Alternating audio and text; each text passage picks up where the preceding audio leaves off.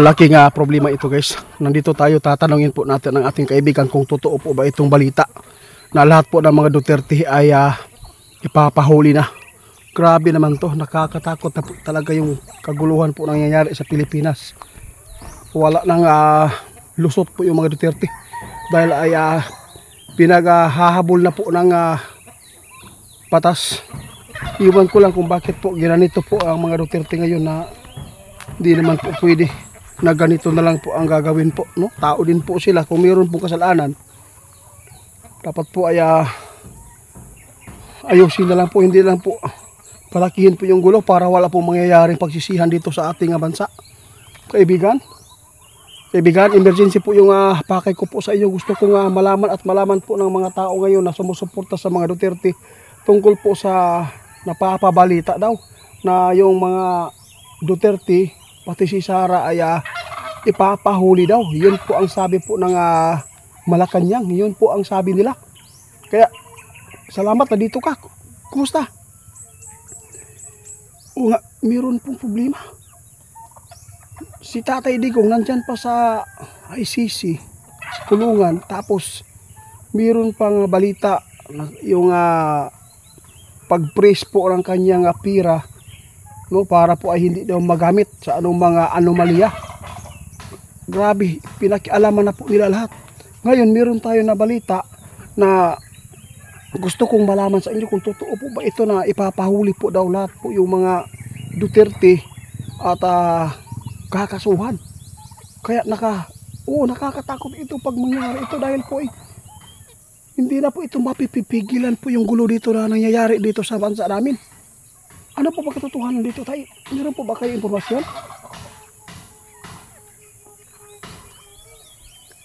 Naku po, sa lahat po ng nakapanood sa mga video sa iba, no? Parang nakikita talaga ng ating kaibigan ngayon na hindi maganda ang takbo ng pamilya po ng mga Duterte ngayon. Dahil po hinahabol sila ng panggigipit po ngayon ng mga batas. Kaibigan, bakit po nangyari ito? Ano po ba ang maganda po natin na ipaabot ngayon po sa kanila? Diyos ko. Sa lahat po ng makapanood, no, sana po kung sino po yung mga tao na nanggigipit po, hanggat hindi pa po nangyari ang kaguluhan na madugo na mangyayari dito sa ating bansa para lang po sa inyong galit at gusto po inyong ipatupad po ang inyong batas. Hindi po kayo perpekto. Sa totoo lang, meron din po kayong kasalanan. Kung mayroong kasalanan yung mga Duterte, lahat tayo may mga kasalanan dito sa mundo. No, bakit pa ninyo gagawin ito na gusto po ninyong ididiin ang mga Duterte para lang po sa isang pakay ninyo at mga kapakanan po ng sarili po ninyo? Alam namin kung ano po talaga ang inyong gusto dito. Kaya sinabi po ng ating kaibigan, ginawa ninyo ito dahil po takot kayo na maging leader na naman ulit po yung mga Duterte. Patay na. Kaibigan, ano po ba talaga ang posibleng mangyayari dito? Totoo po ba ito na yung mga Duterte kakasuhan nila? Ito ang problema dito guys, pati pa si Bato de la Rosa, no, ay may kalalagyan na po talaga dahil po ay sali po ito sa problema, no. Parang maaaris din po ito, tapos hindi lang maaris, ang problema lang dito, no, kung siya po ba ay magpapaaris. Grabe po talaga ang nangyayari na dito sa ating bansa. Hindi na natin maiintindihan kung sino po ang totoo dito na mga nagmamalasakit po sa ating bansa. Sana po, no, hipuin sila ng Panginoon na sana po pasukan po ang kanilang utak na may anghel para po ay maganda po ang takbo sana. Kasi nakita natin wala pang madugong nangyayari, no, wala pang giyera. Pero kung papatuloy po ito sa gigipit guys, posibleng maraming tao madadamay nito.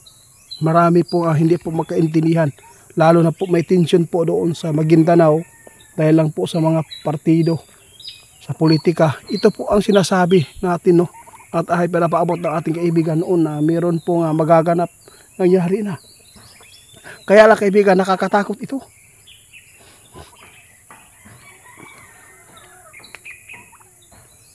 Hindi po daw talaga sila hihinto guys hanggat hindi madidiin ang mga Duterte. Pati si Dilima daw, sabi ng ating kaibigan, mayroon na pong plano para po ay si Duterte ay hindi po makakalabas po doon sa ICC, doon sa kulungan. Yung kaso niya war on drug, no? Napaka dismayado po ang lahat po nito kung ganito po ang gagawin. Pero huwag kayong mag-alala kasi marami pong nagtatanggol po sa ating kaibigan. Ito po yung sinabi noon ni kaibigan, mawalan visa dahil po mahina po yung hindi po guilty. Mahina po yung ebidensya. Kasi yung iba gumagawa lang po ng mga pick na para lang matablan po yung Duterte sa kaso niya ngayon. Kaya sana po hindi naman po talaga na tayo ay maghintay lang, kundi gagawin po natin yung lahat na makapagdasal tayo para po maging okay ang lahat po ng tagpo ng ating nakita ako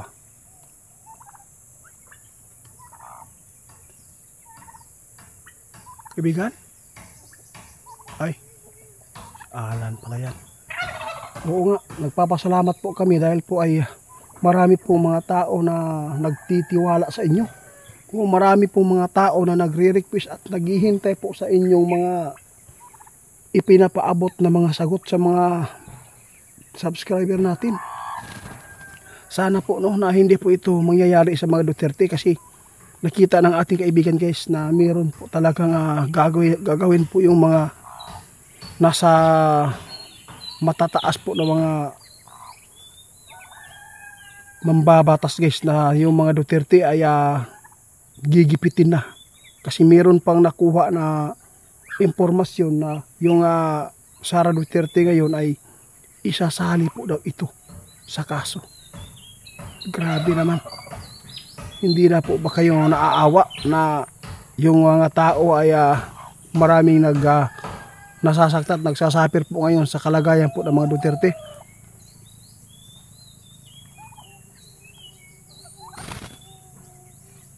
Babala po ng ating kaibigan ngayon na dapat po kayong mag-ingat hanggat hindi pa dumating po ang madugong mangyayari. Sana naman makapaghanda tayo at posibleng lalaki pa ang gulo nito guys kapag gigipitin po ng mga nasa taas po ngayon guys yung mga Duterte. Kaya dapat po talaga na tulungan natin na ipagdasal po ang lahat para po ay maging maayos po ang ating kalagayan po, lalo na yung mga Pilipino na nasasaktan po ngayon sa kalagayan po ng matandang ex-president po na si Tatay Digong. Salamat po kaibigan sa ipinapabot. Totoo talaga guys na mayroon pong plano ngayon.